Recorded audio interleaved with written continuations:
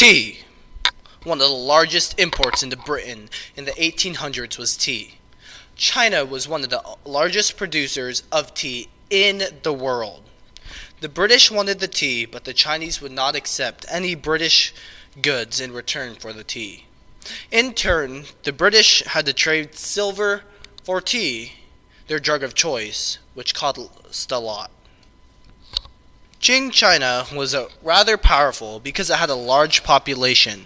It sucked in a lot of silver from international trade, hence it was wealthy. With this huge imbalance, the British searched for a new solution. This brought them to the Middle East, more specifically India. They saw the poppy plant, which created opium. Opium was smoked by the Chinese elite for many years. With this plant being so sought after, they flooded the market, which created a large demand due to the addiction to the plant.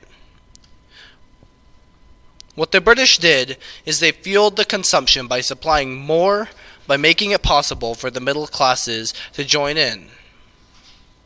Under Qing Dynasty, the British were restricted only to the ports of Canton, which was the only Chinese port open to foreigners. After the British colonized India for the opium, they traded from the British goods to India, which was traded to China for tea, which caused a large addiction to the product. In 1813, the Chinese government realized that opium was becoming a serious problem, and they banned the smoking of opium. The punishments for smoking was being beaten 100 times. The British East India Company lost its monopoly and hired British and American traders to transport the drug to China, which was brought to mainland China by Chinese smugglers. Even with opium banned in less than 30 years, opium imports increased from 4,500 chests to 40,000. Due to the ban, the British declared that this was an attack against their interests and they declared war. All because the British wanted tea.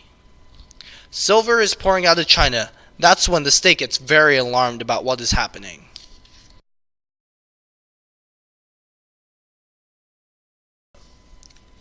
Fewer than 5,000 troops and 20 warships were sent by the British to China.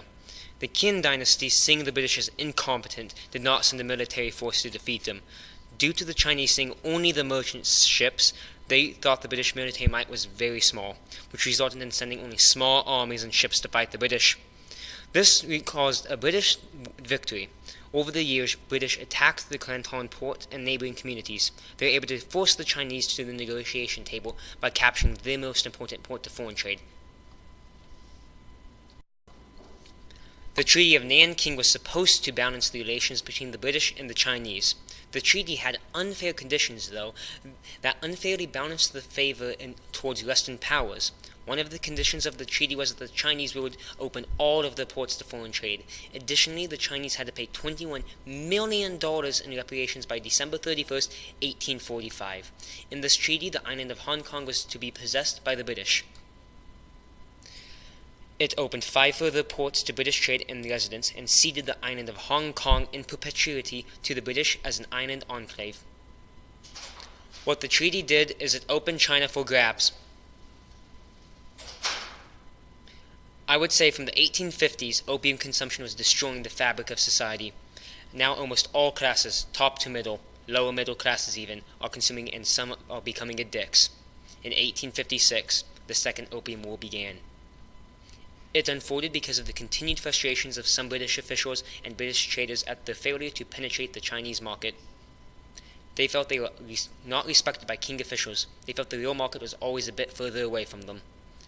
When the Chinese government seized a ship for suspected smuggling, the British Empire took this as a sign of war, an excuse to start the fighting all over again and claim more land. And in the late 1860s, the French and British forces, with a small American force involved too, were marching on Chinese capital, which resulted in the Summer Palace being burned down in China. After a few more years, the Beijing Convention caused the end of the Second Opium War. After the First and Second Opium Wars, the British won. This caused China to have to cede Hong Kong to Britain, open treaty ports to trade, and grant special rights to foreigners in the treaty ports. This benefited Britain greatly. The port of Hong Kong had deep water, and there was a huge amount of compensation to be paid to the British government. 5 new ports were opened, and in the treaty ports, British citizens were subject to British, not Chinese law. The new ports of Canton, Shanghai, Xiamen, Ningbo, and Fuzhou opened China to foreign merchants. Even with the ports open, trade did not open up as much as the British merchants had hoped for. Along with the treaty, the Canton system was taken away, which allowed for trade tariffs that were determined by both countries. Long-term triumph. In 1911, revolution brought an end to the Qing dynasty, which was in place throughout the Opium Wars. It led to the creation of the Chinese Republic under the Nationalist Party. Due to the Nationalists unable to keep foreign powers out of China or in unifying it, the Chinese Communist Party was created. They lived in harmony for many years and helped each other in the fight against Japan in the Sino-Japanese War. But after fighting, they started to fight each other. The Communists won under Mao Zedong, and the Nationals retreated to Taiwan. Mao started some unsuccessful attempts to stabilize China, but by his death he sparked other leaders who stabilized China. One was Deng Xiaoping. Deng Xiaoping began the process of turning China into a market-driven economy, which led to the creation of a world superpower. Millions of farmers became factory workers and built a manufacturing superpower that led to 700 million people out of poverty. And in 1990, China opened the Shanghai Stock Exchange, which helped open China economically.